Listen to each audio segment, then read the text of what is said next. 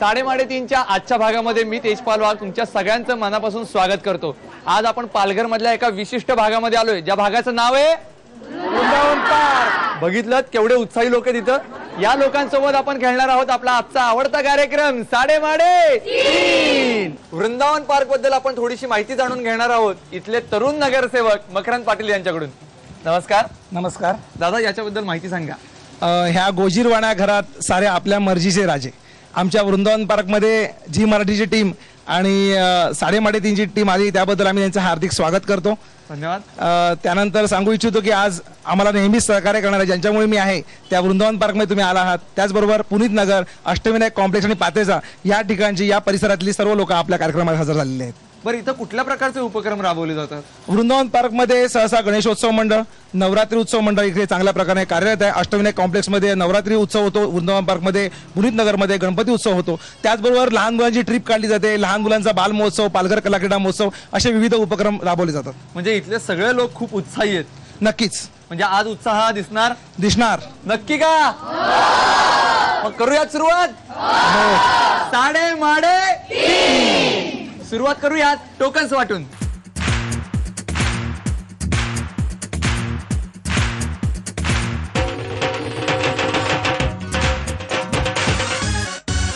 Token सर्वांना वाटून झालेले आहेत आणि आता आपण सुरुवात करतोय आपल्या पहिल्या अंदाजे किती या राऊंडला।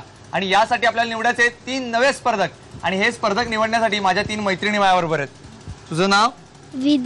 विधी। तुझं? ऐश्वर्या। आणि तू? सायली। बर, मग तुम्ही सगळ्या तिघी जणी एकत्र खेळायला येता? हो। कुठे कुठे खेळता तुम्ही? या ग्राउंड मध्ये आम्ही खेळायला येतो। हो का? वृंदावन गार्डन मध्येच इकडे? बर, मग ऐका, आपण सगळेजण खेळतोय ना आता, तर मला काय करायचं असतं, मला 3 टोकन्स काढून द्यायचे असतात। तर तुम्ही एकीने ना मला एक टोकन काढून द्या पटकन। पहिलं तू काढून दे। अरे बघायचं नाही, डोळे मिठाचे मिक्स करून द्यायचं। तिघींनी 3 टोकन्स मला दिलेले आहेत। पाहूयात कोण आहेत 3 भाग्यवान स्पर्धक जे खेळणार आहेत आपला पहिला राऊंड अंदाजे किती। आणि आपल्या पहिल्या स्पर्धकाचा क्रमांक आहे 83। या। आपल्या दुसऱ्या स्पर्धकाचा क्रमांक आहे 24।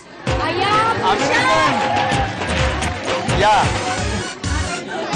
सगळ्या बायका मागे बडबड चालू केलेली आहे त्यांनी। 2 पुरुष आलेत, तिसरं कोण असणार? सगळ्यांनाच उत्सुकता आहे। थांबा बघू द्या तरी मला, किती यांना तर खूपच उत्साह आहे। बघूयात कोण आहे तिसरा स्पर्धक। आणि तिसऱ्या स्पर्धकाचा क्रमांक आहे 86। अभिनंदन। या।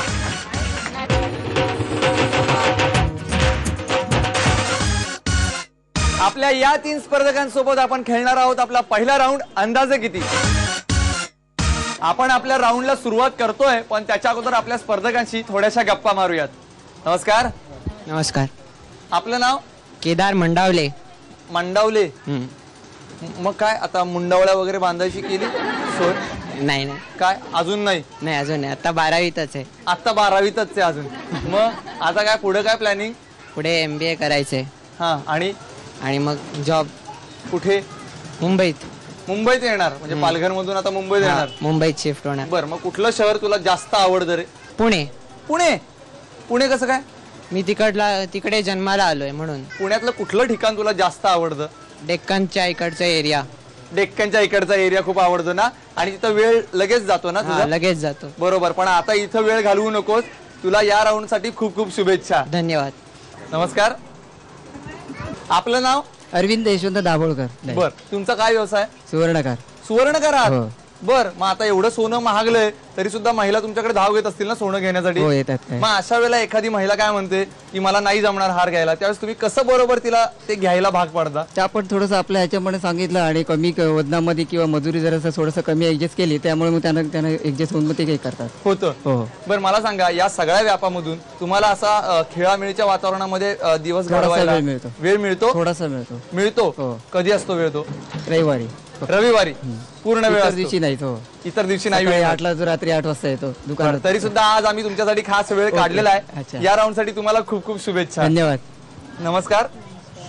आपलं नाव? सारिका नाखले। तुम्ही काय करता?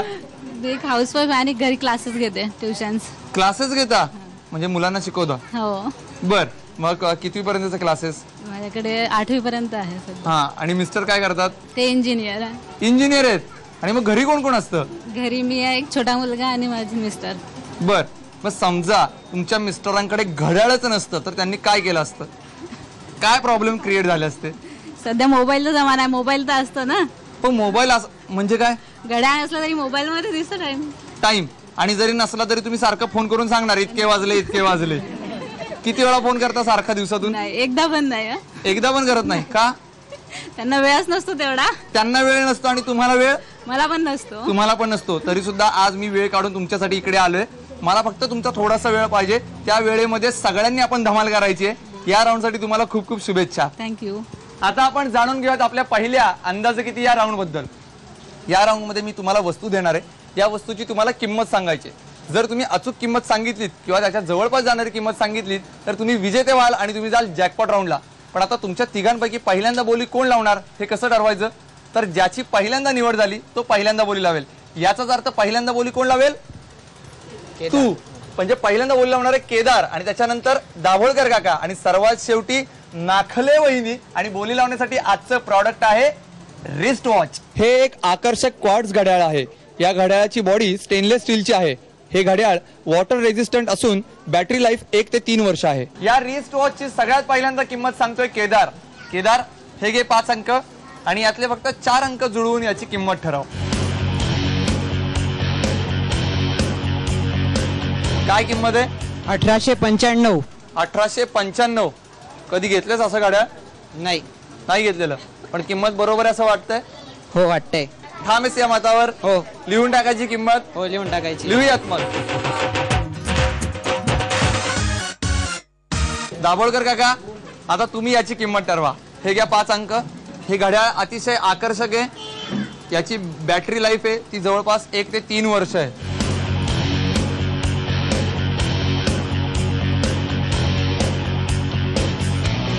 काय किंमत आहे? 1980. 1980.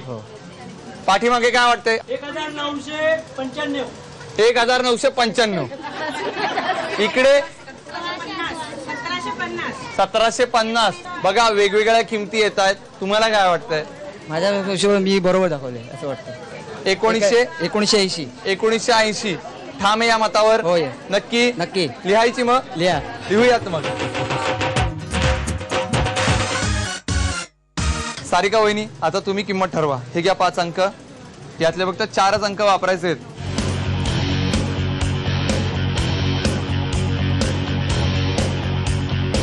काय किंमत आहे? 1895. 1895. पण ही किंमत तर केदारनी सांगितली आहे, त्यामुळे ही किंमत तुम्हाला सांगता येणार नाही. ठीक आहे, चेंज करू? हा, चेंज करा. काय गेली? 1890. 1890. या किमतीवर ठाम आहे? हो हो. नक्की? हो लिहून टाकायची मग? हो हो. लिहूयात मग. आपल्या तिन्ही स्पर्धकांनी या रिस्ट वॉचची किंमत सांगितलेली आहे. सगळ्यात पहिल्यांदा केदारनी सांगितलेली किंमत आहे 1895 रुपये. त्यानंतर दाभोळकर काकांनी सांगितलेली किंमत आहे 1980 रुपये. तर सर्वात शेवटी सारिका वहिनींनी सांगितलेली किंमत आहे 1890 रुपये. पाहूयात या रिस्ट वॉचची खरी किंमत किती येते. आणि याची खरी किंमत आहे 1895 रुपये. ही अचूक किंमत सांगितलेली आहे केदारनी, त्यामुळे तो ठरलाय विजेता. अभिनंदन.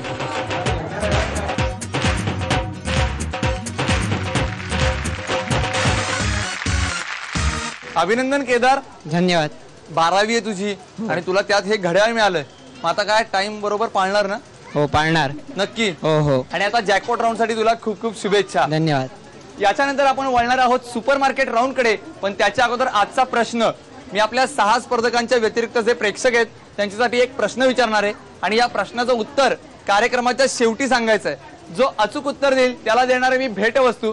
आणि आजचा प्रश्न असा आहे, छोटस तळे त्यात पोहती लाल लाल बाळे म्हणजे काय?